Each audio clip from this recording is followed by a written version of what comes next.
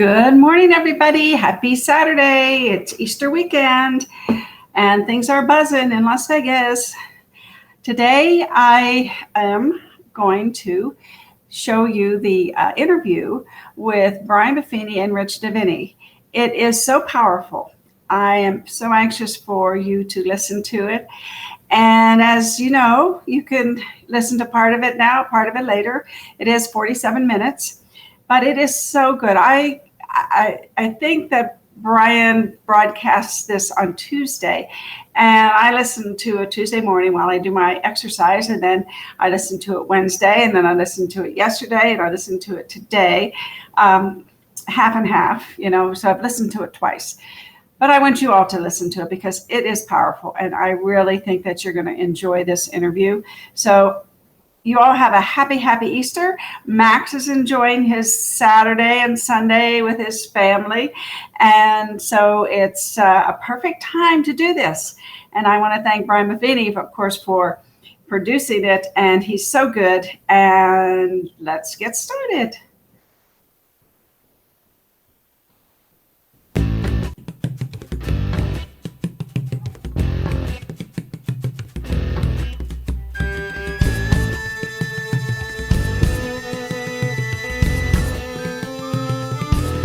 Welcome to the Brian Buffini Show, where we explore the mindsets, motivation, and methodologies of success.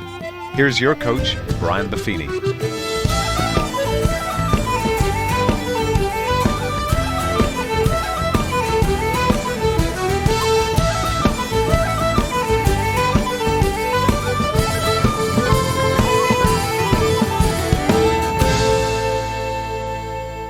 Well, the top of the morning to you, and welcome to the Brian Buffini Show. Very special guest on our show today, one I'm personally very thankful for his service to our country.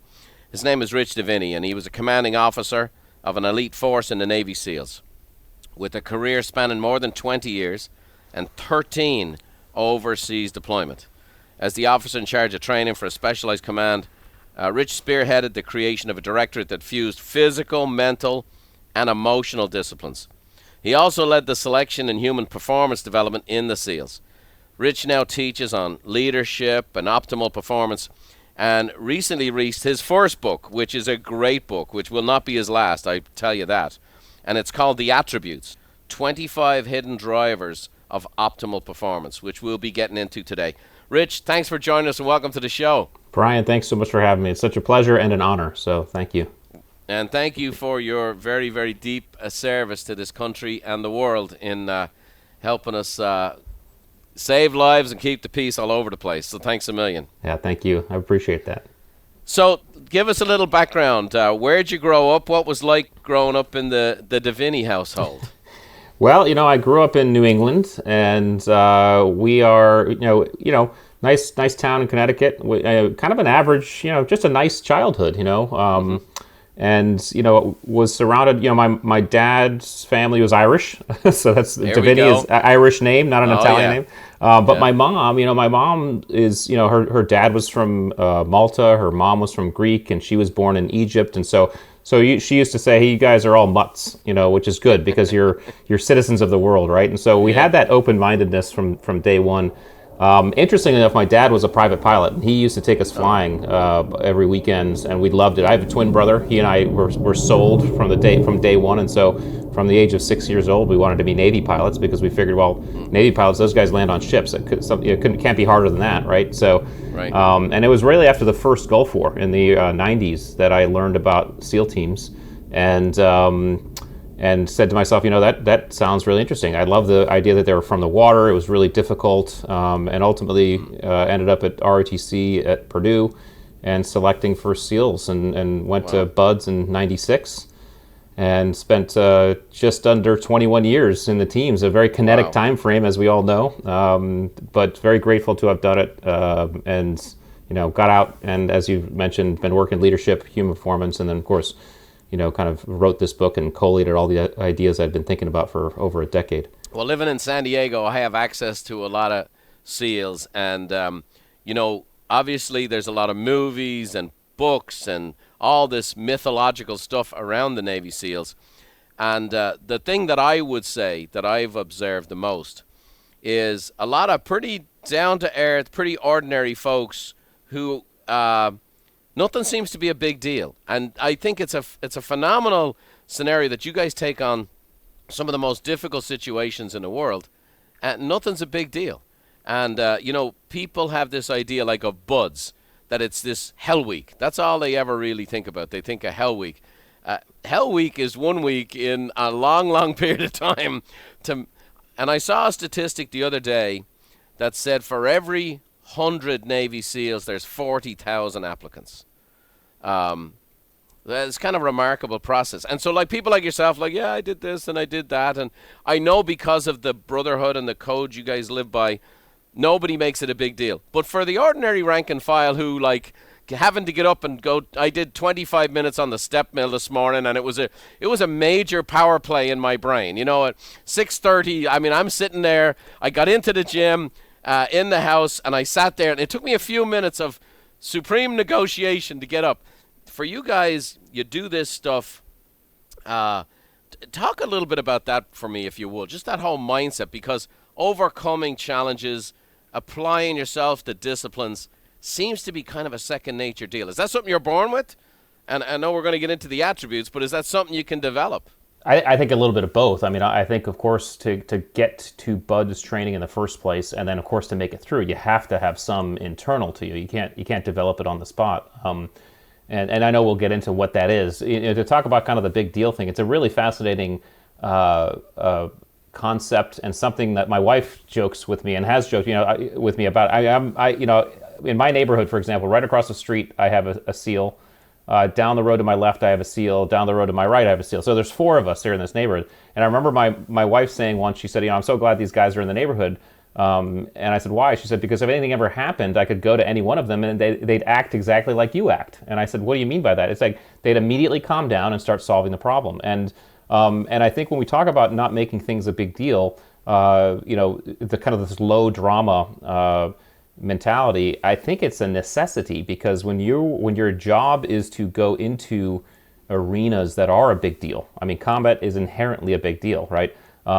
Big deal, the kind of the terminology comes with it this implication of high emotional states, which typically, if we look at the brain, takes you out of your logical thought process and into kind of a limbic kind of emotional response. And you just don't have time for that. You have to be someone who is able to tamp down their emotions and de-dramatize so you can think logically through situations. So it's a very, very useful and applicable skill as a SEAL. It can be detrimental in normal life because you're supposed to be making a big deal of something and you're not, but right. There's always pros and cons, right?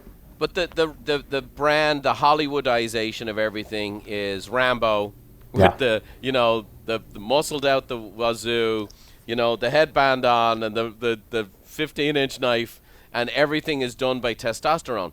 And what's struck me, now here's the thing. So I've been through the process. I've been down to Coronado many times. I remember I've watched the classes, I've watched the shows, and you see 250 kids show up, and you think, there's not a chance. No, not one of these kids is going to quit. Right. They all look like, the stud athletes in great shape. And so that kind of is given. Like, everybody's in shape. Everybody's got the physical tools.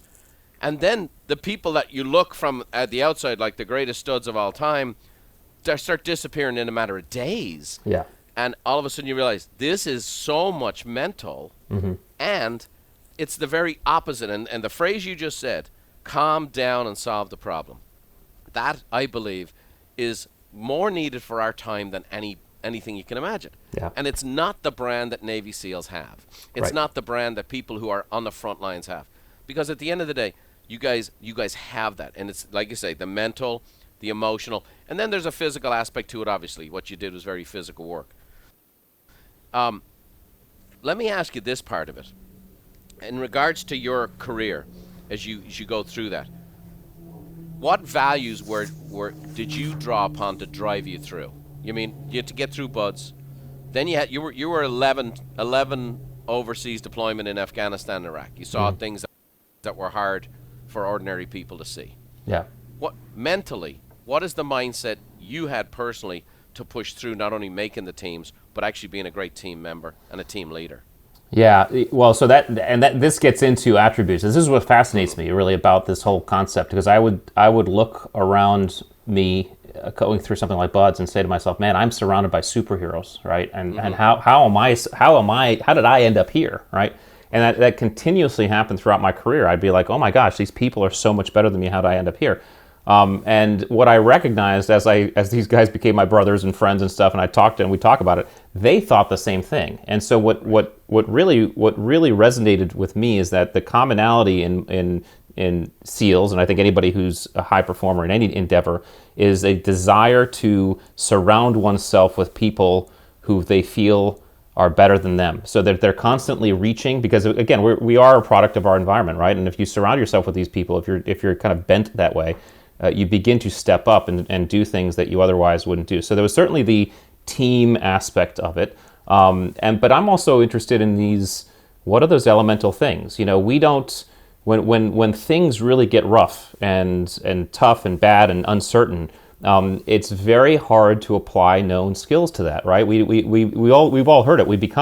The true self shows up during times of stress and uncertainty. Well, I was kind of like, okay, what is that true self? And the beauty of something like Buds, and for me, I loved it. Obviously there was painful going through, but one of the things I loved about Buds was the purity of the process. The process didn't care who you were, where you were from, didn't care if you were the star athlete, didn't care if you were the valedictorian of your school, didn't care if you were from a farm out in Minnesota, right? It basically said, hey, we're going to take you down to sub-zero and see if you have what it takes. And so this is kind of what I call the unconscious genius of Draper Kaufman, who was the original guy who put together the UDT, the underwater demolition teams.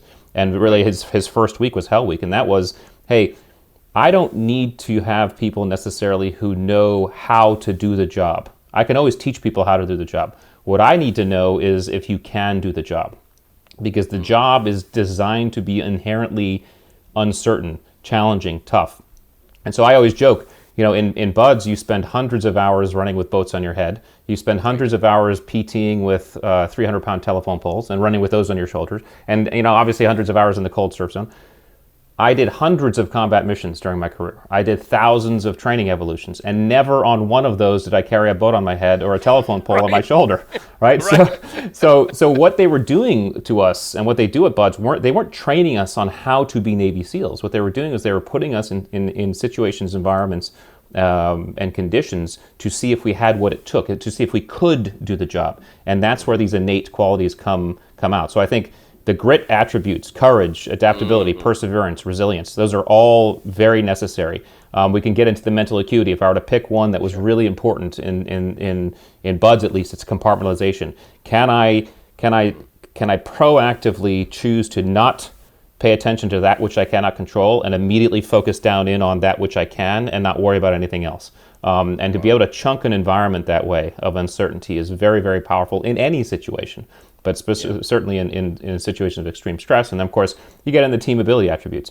Humility, this idea that, hey, I have something to learn. Integrity, I'm going to do the right thing with my teammates. Humor is a huge one. That's probably the thing I miss most about the SEAL teams is the humor. I mean, I can remember times where I was laughing so hard I was crying, and it was the most miserable situation people can ever imagine, right? Because someone would crack a joke, someone would say something, and we were designed, and kind of humor is a hack. We get these powerful chemicals that allow us to keep going. So I think those are probably the key ones that you see kind of in every guy that eventually makes it through. Yeah. And let's kind of dive there for a second, because I want to talk about the attributes. Yeah. And for you, because there's lots of different words mean things to different people, right? Yes. And, you have a very specific meaning for the term attributes. Define that for us. What does that mean to you? Yeah, so attributes are these inherent kind of innate qualities that really define our behavior and inform our behavior, right? So what I need to do is separate it from skills. Skills are not inherent. We're not born with the ability to throw a ball or ride a bike or drive a car. They direct our behavior in known situations. Here's how and when to throw a ball, how and when to ride a bike or shoot a gun in the military sense. And therefore, they're very easily assessed, measured, and tested, right? We can see how well anybody does any one of those things. This is exactly why most businesses and teams during their hiring processes get seduced by skills. They create dream teams based on skills because they're visible. You can see how well someone graphically designs. What skills don't tell us is how people are going to show up in uncertainty, challenge, and stress. When the curveball is thrown, when things go south, when things don't go as planned, this is where we begin to lean on attributes because it's very difficult to apply a known skill to an unknown environment, right? So attributes are more inherent. Every one of us is born with levels of patience, situational awareness, resilience, discipline. Okay, now certainly we developed it over time based on environment, but we're all born with levels of it, and we can see that in small kids. They inform our behavior rather than direct behavior. So in other words, they tell us how we're going to show up. My son's level of perseverance and resilience, for example, informed the way he showed up when he was learning how to ride a bike and falling off a dozen times doing so, right? So they inform our behavior. And then because they're hidden in the background, they're hard to assess, measure, and test. It's hard to see, right? This is where challenge, uncertainty, and stress are when they are the most visible and visceral, which is why the SEAL training laboratory was the perfect laboratory for me to see this. So I was really more about, can I break down, like, okay, people have grit, like, oh, SEALs have grit. Okay, cool, but what is grit? I mean, what does it mean to just do it? And what does it mean to just make it happen, right? I'm really very fascinated with those elemental, how kind of atomic can I get these things so that A, we can understand them in ourselves, but B, especially, it can be ubiquitized, and the everyday human being can say, hey, wait a second, I have that, and that. The good news is that we all have all of the attributes. The difference in each one of us is the levels to which we have each, right? So I might be a level 8 out of 10 on adaptability. Someone else might be a level 2. Now, there's no judgment there, because to judge it would be like judging our own hair color. I mean, it's just how we show up. The difference is, can you look under the hood? Can you start figuring out where you stand? Because we're all different types of automobiles. We're all humans, but we're all different types, right? So someone's a Jeep, someone's a Ferrari, someone's an SUV. The Jeep can do things the Ferrari can't do. The Ferrari can do things the Jeep can't do. The question is, can you figure out your engine, your vehicle, so you can start doing better in your own environment?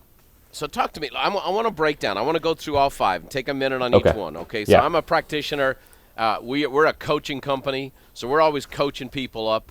So I love breaking down into, I mean, I know in many of the interviews you have to give sound bites and so on and so forth, but I'm really a practitioner of this, and I'd like to take our moment to go through grit, the mental acuity, the drive, leadership, and team ability, which are these 5 groups of attributes. And I think it's critical stuff. I think it's even kind of interesting to me the order you put them in. I think there's always science behind that. So talk to me about grit. What does that mean as an attribute, and how do I identify it? As a leader, I'm hiring people all the time. Yeah. We have hundreds of staff here, and everyone looks great. A resume and someone comes in for a job, it's eHarmony, right? Everybody sounds great on eHarmony. That's right. And then you meet them and you go, what the heck was that? So talk to me about grit. What does grit mean to you? So grit is a combination of things. Grit is the ability to push through, to nug it out, to kind of just do the hard work of just getting through hard, challenging, bad situations. That's what grit is. And what I realized about grit was as I kind of deconstructed it, it's not just one thing. It was a combination of things that kind of baked and catalyzed make up grit. And so the 4 attributes, so especially when I looked at it from a SEAL lens, which I can be translated out to any lens really, is our courage, the courage to step into one's fear.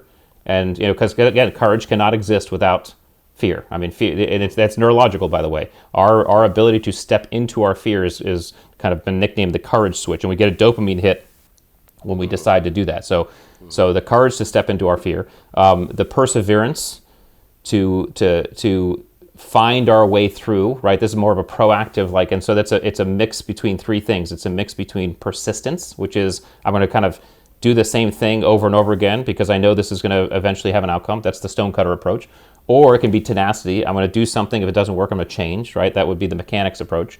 And then fortitude, the mental kind of toughness to engage in both of those activities. Perseverance is a balance between all 3 of those things. So can you do that? That's proactive. Adaptability, which now is a little bit more passive, because adaptability speaks to this idea of the environment is changing around me without my control, and I need to adapt. And if I don't, I become a dinosaur. There's the difference between dinosaurs and frogs, right? If you can't adapt, you go extinct, right? So can I adapt? How easy is it for me? And then of course resilience, which is really when I get knocked off baseline, can I bounce back and get back to baseline? How rapidly and efficiently. So that's kind of grit overall. And to have grit means you have a preponderance of each one of those to apply to any tough situation. Well, it's funny you say this. So again, hiring people, I think, is one of the most important skills to develop, and emotional intelligence. But one of the things that I always ask somebody right off the bat, they come in with their nice resume and this and that and the other, and we'll have a couple of minutes of pleasantries, and then I'll ask this question. What are the toughest experiences you've ever endured in your life? And I believe I'll be honest with you, typically for me, I may have an hour-long interview, but that first question typically tells me if we're going any further. Yeah. Yeah. And what I hear is, first of all, sometimes it's really eye-opening, some of the things that people have come through. Sometimes they're embarrassed to tell it because it was such a tough time and this happened and whatever else. It'll also tell you if this person was a victor or a victim coming through it. Right. Do they still carry the rocks of that challenge every single day, or did they come through it and say, well, I'd never want it to happen again, but I'm glad it happened to me. It's the making of who I am. And by the way, I mean, if you can read and write, you may have a job after that with me. You know what I mean? That's right. Because I think grit is such a crucial deal. And I believe in our world today, what's happened is, we've become the people we are because of the adversity we face in our life. Mm-hmm. And the culture has drifted towards, especially with parents. I have 6 kids. And what I see as all my kids have played sports and been in all these things, that so many people want their kids to avoid all adversity. Right. Yeah. And yet they know that's what made me. Now I don't want to put my kids into Bud's training at a 10-year-old. Okay, I don't want them to have artificially difficult times. Their life is enough trouble of its own. Yeah. But when we try to take away all conflict, when your kids are on a sports team and they're on the bench, that's not the breaking of them, that's the making of them. Yes. And it's going through this adversity, and I just think our culture's moving away from this. Mm-hmm. And what happens is when a problem shows up at work, when a challenge comes up, when the circumstances change, when the business environments change, when COVID-19 happens, they can't adjust. Yeah. They can't adjust and they can't make it. So I think this, and that's why I think this book is, this book has, as a practitioner of personal growth and development, as a coach and an encourager of others, an employer of hundreds, and our company coaches tens of thousands, I think this book has, I read a lot of books. Okay, I'm 2 to 3 a month for the last 20 years. I really think you've hit it out of the park here. Thank you. And I think it's difficult even in interview format because you have so much meat on the bone. It's all meat, and I want to try to bring a little sizzle to it. It's pretty here. dense, I know. So. It is, but it's phenomenal stuff. But I'm pulling it out of here because this is a huge one. Talk to me why mental acuity. First of all, what is it, and why is that the second one? So it's the second one because it and what it is. I mean, it basically talks about how we process the world neurologically, and it's very necessary. It could have been the first one, to be honest with you. Grit and mental acuity could have been the first. Although some would argue that sometimes grit is just turning off your brain and just powering through, right? So it could be either the first or second. But it's how we process the world. So situational awareness, for example, we have 11 million bits of information coming into our systems at any 1 second, okay, through all of our 5 senses. So our brains are already doing a massive amount of deselection. Our forebrains can only process about 2,500 to 3,000 bits, right? So situational awareness is really about one's efficiency and ability to focus on the proper 2,500 or 3,000. It's in a word, those who have high situational awareness could also be said that you have high vigilance, but this ability to notice. So, and part of this was, I was always quite vigilant. Of course, my background hyper-developed it for me, but I'm the guy who walks down the city streets and I notice people's hands, I notice dark alleyways, I notice cars, I notice things. Some people don't, they walk around through a city street and they're in la-la land. Nothing wrong with that, right? But situational awareness speaks to that. Then there's compartmentalization, and this idea we just talked about. It's the ability to assess relevance. So out of that 3,500 bits that are coming in, what's relevant to my current objective or outcome? Immediately take those and prioritize them. Okay, out of those things that are relevant, what's the one thing I should focus on first? And then focus, and focus on that. This is probably the most important skill mentally in something like BUDS or really challenging situations, because we oftentimes people get caught up in the enormity of the challenge, right? And there's a saying at BUDS, I know you've heard it, that if you think about Friday of Hell Week on Monday, you will quit. You're done. Yeah. You're done, right? You can't think of it. You have to chunk it down. And sometimes those elements are like, hey, I'm just thinking about the next minute. Sometimes it's the next meal, whatever, right? So that's compartmentalization.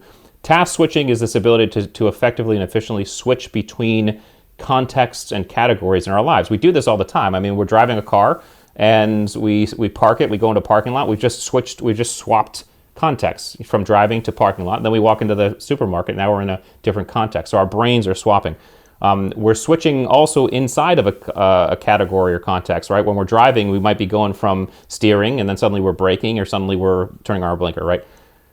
The more effectively we can swap, because we can't, multitasking is somewhat a myth. We're more effective. It's more task switching. The more effectively we can hop between those things, the higher up on task switching you are. Some people are really good at it. Some people aren't as good at it, right? In other words, if they get distracted on something, it's hard for them to go back, right? Nothing wrong with that, just you have to work through it. And then learnability. How effective are we actually processing all of this, absorbing it into our hippocampus, and then learning from it and not making the same mistakes again, okay? So, a perfect example, admittedly, I'm lowest on learnability out of all the mental acuity attributes. What does that mean for me? That means for me that I have to repeat things. When I was in certain elements of SEAL training, I would stay after, I'd stay late, I'd repeat things in my head, I'd walk the hallways again just to make sure I had it. Some guys, tell them once and they pick it up. I mean, they got it. They are very high on learnability. So again, there's no judgment on this. You just have to figure out where you stand and then adjust yourself. So that's kind of mental acuity. That's where, there's a place where attributes stop and skills can totally pick up, right? Totally. I mean, that's where it's not always the show ponies that win. This next one is we could have a 2-hour conversation about it. Yeah, we could. And I've been asked this conversation all over the world. I've presented in 40 countries. And people have often asked me, can you help me have more drive? and I've come to and again, we'll have our discussion here, but I just believe you were born with a certain amount. You were born a certain way, and then it's a matter of optimizing the drive you have. Yes. I feel like we've coached hundreds of thousands of people in the last 25 years, and I don't feel like we've ever given anybody an ounce more drive, but what we have, whether it's motivation, encouragement, skills development, accountability, all the things, is we've tried to optimize the drive that they have. Yeah. So I wanted to get that out there so you know my perspective on what I when I'm reading this, what I'm interpreting. So talk to us about drive. How do you define it? Yeah. How can we optimize what we have? Yeah, so drive, a little bit different from grit. Drive starts to speak to the long-term objectives and goals, the things that are going to take, weeks, months, years, decades to achieve. And they're going to take, kind of a longer time frame. Those attributes are self-efficacy, okay, first, and that's a mixture between confidence, initiative, and optimism. Those three things. Say those three again. Those are three big words. Right? Confidence, I can do this, right? Initiative, I have what it takes to start, because that's huge. And then optimism has to be balanced with realism. So it's kind of optimistic realism, right? In other words, I'm optimistic. I know I don't have all the answers now, but as I move through, I'll figure out all the answers because there will be challenges, right? So that's self-efficacy. Discipline. Discipline, the way I write about it as an attribute, speaks to long-term goals. Okay, I had to separate this from self-discipline because self-discipline is different. Self-discipline are those things that we can control that the external world has no say in. Okay, you and I can make a decision. We're going to eat healthier for the next month or two. Okay, and then you and I go to Vegas and we go to the buffet. And now the buffet is not going to make us eat bad food. It's all on us whether or not we choose, okay? So that's self-discipline. Discipline, on the other hand, are those long-term goals, those goals that the external world does have a say in. That's, being a Navy SEAL. That's writing a book. That's starting a business as an entrepreneur. That's becoming the famous singer, right? The external world has a say. And the idea of discipline is do you have what it takes to understand the wickets you need to go through, and are you able to continually step through those and not get seduced by the highs and not get crushed by the lows? That's overall discipline. Open-mindedness, I think that's pretty self-explanatory because the closed mind is not driven because the closed mind, feels like it has all the answers, right? So there's no drive required. So open-mindedness. Uncoachable, right? So open-mindedness is a requirement. And then cunning, which is the last two can be known as kind of pejorative, but cunning I had to add in there because that's a very Navy SEAL trait.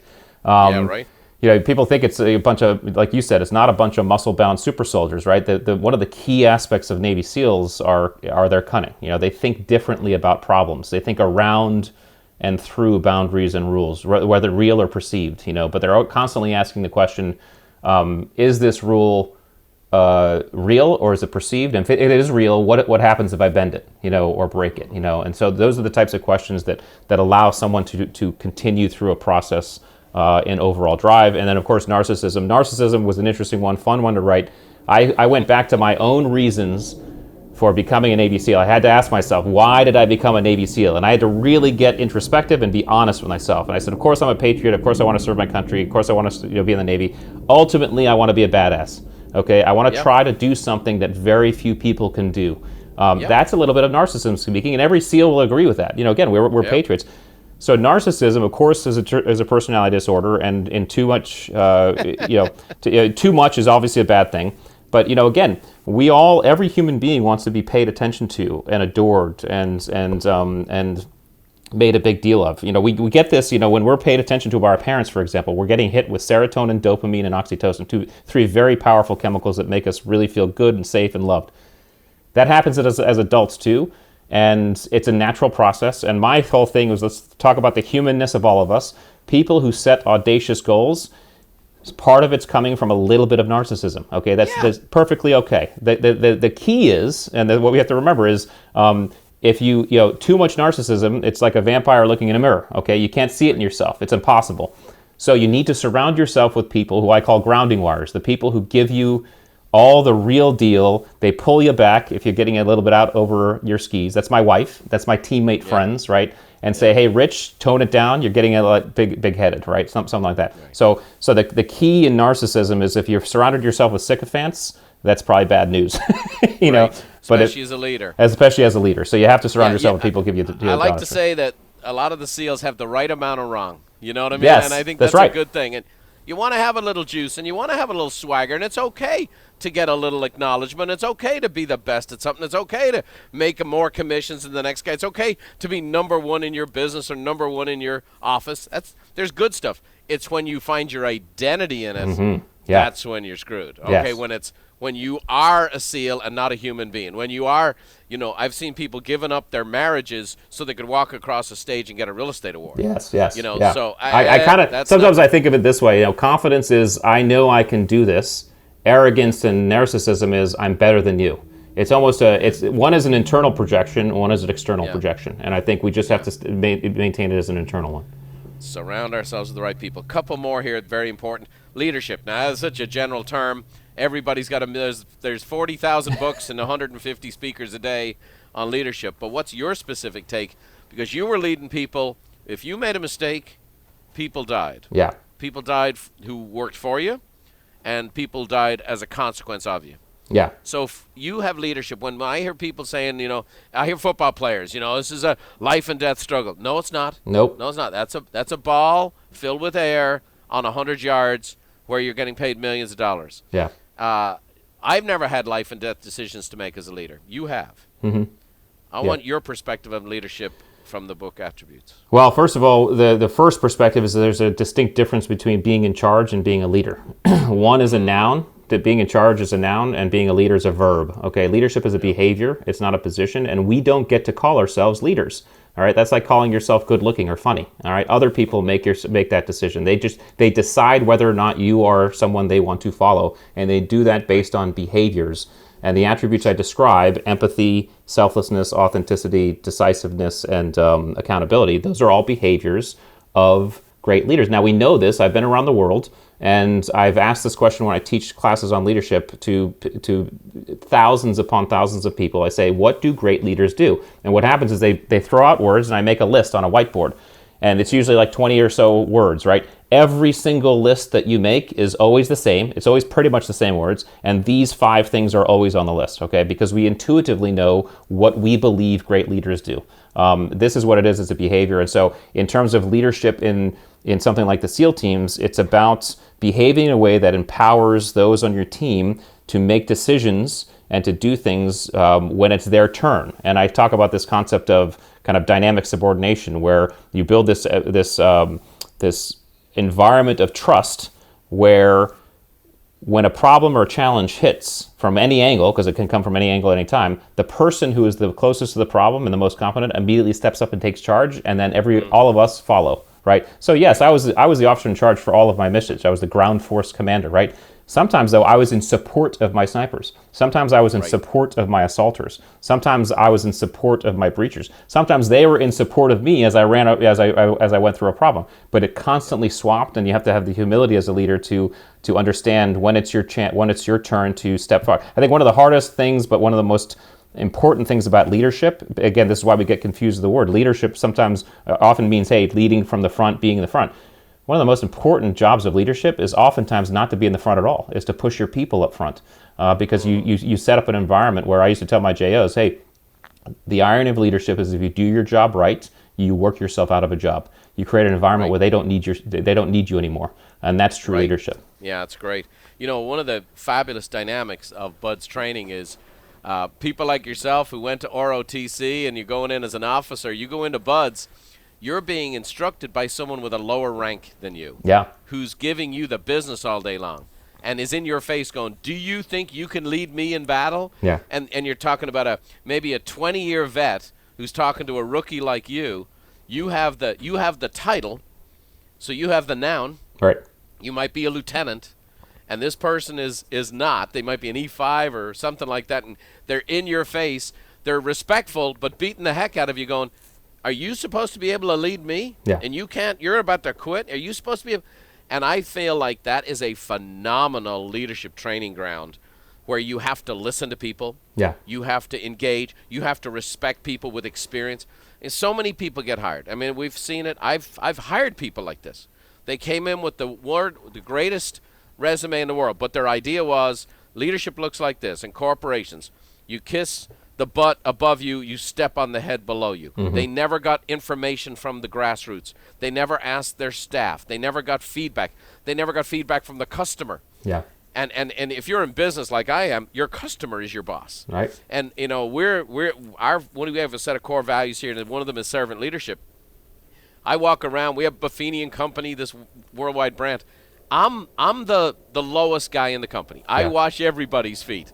I will never ask people to do what I will not do. And we'll have people who come in and they go, no, I want the big office with the view, as opposed to, no, you have to be willing to do whatever. But the it's not just doing, it's the attitude of, hey, I want to empower you, I want to bring you along, and I eventually want to make you not need me. Yes. And yes. I think it's phenomenal. I think that is, that attribute there, because it's under combat conditions. Yes. Is the most exposed leadership techniques of all. And I think there's tremendous value in what you have to share. We could go all day, but we only have time for one more.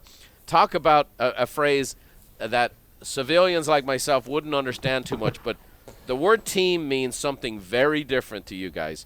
What does team ability mean? Yeah, team ability. I think I first heard it from the Spec War folks, from the SEAL folks. Mm-hmm. I don't know where else. I don't think it's a word, but it's this ability to operate and effectively be on and be a productive contributing member to a team. And again, just like leadership, you don't get to call yourself a great teammate.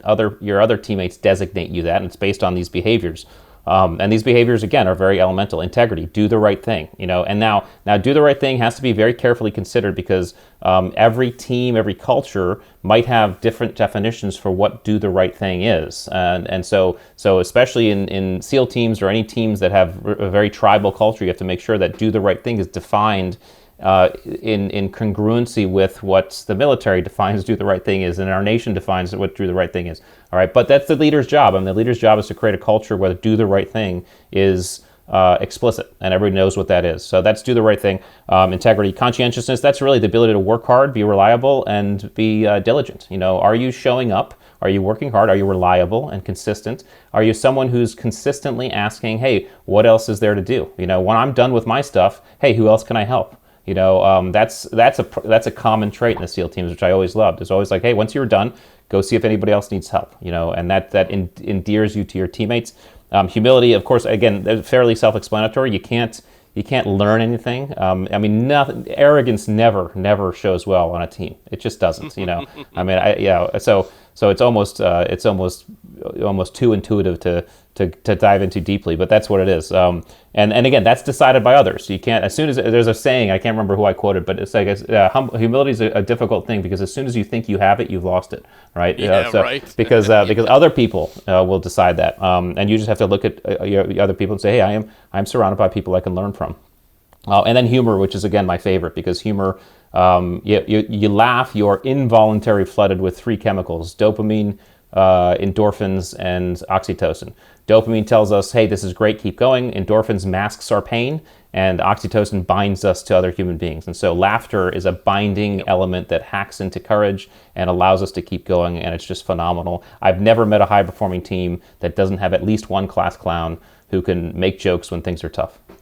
Well, and in the world we live in today, that's becoming repeatedly humorless. Right. It is worth the effort. Yes. It's worth the effort. And yes, you have to be more politically correct, and yes, you have to think through consequences, and you can't,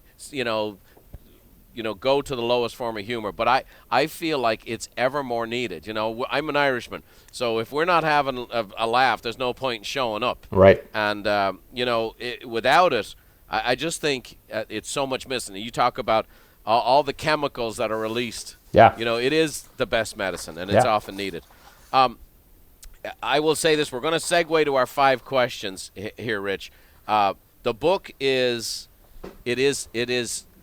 it's very readable, but it's like your interview here. It's very dense.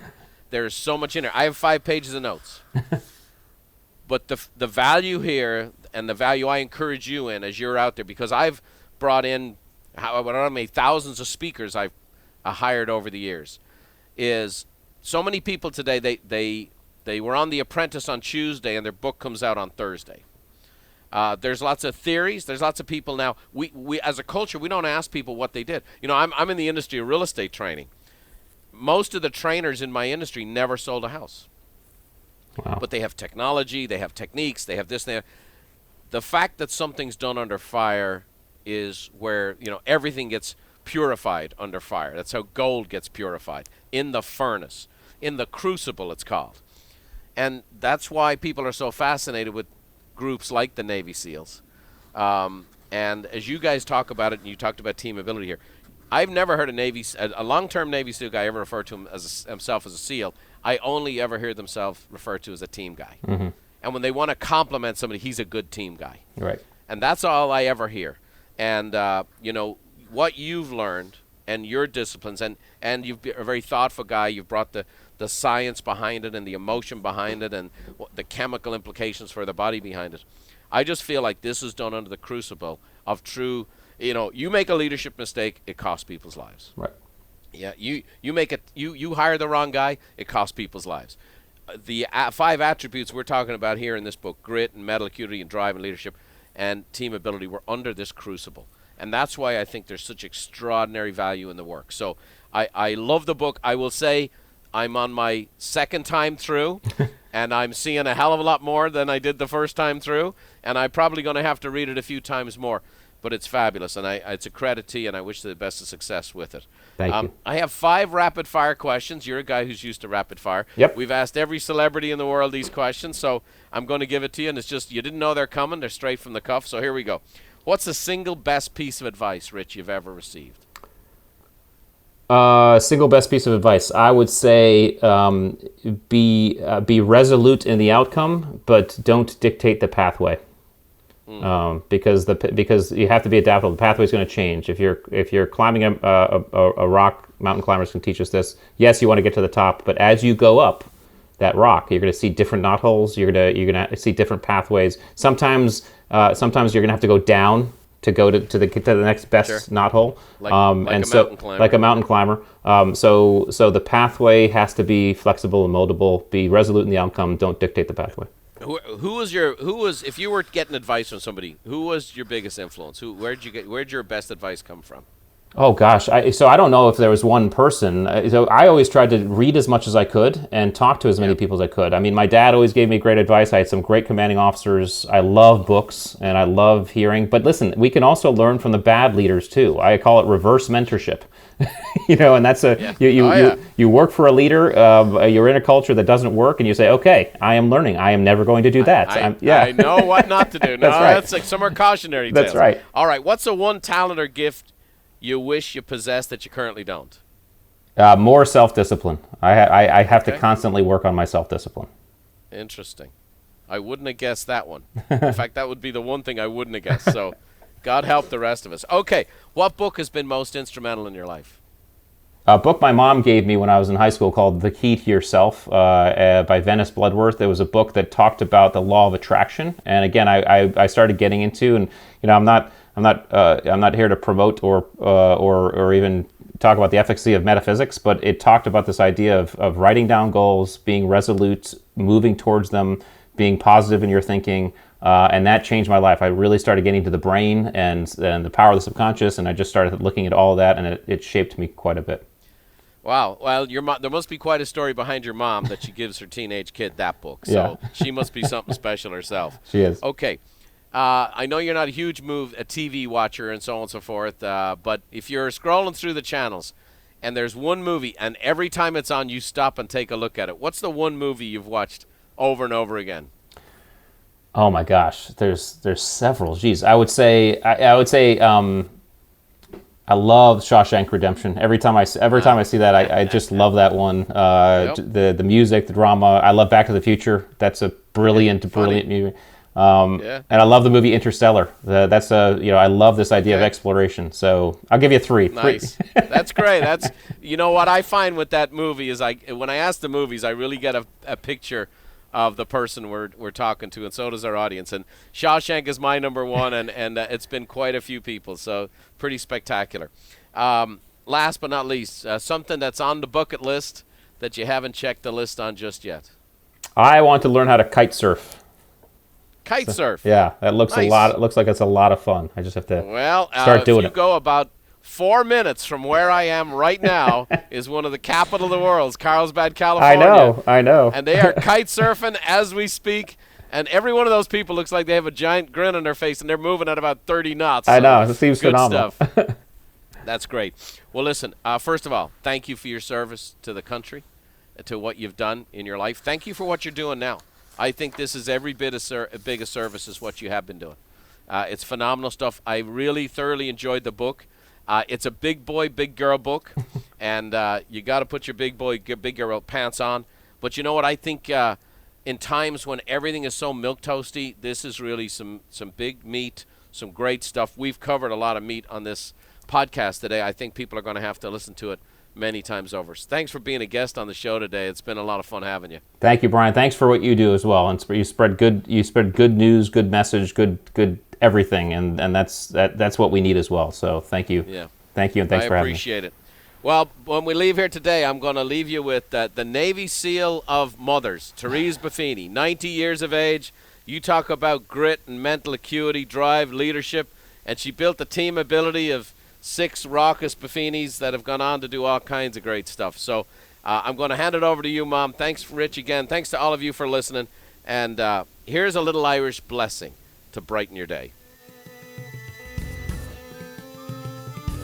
May the road rise up to meet you, and may the wind always be at your back.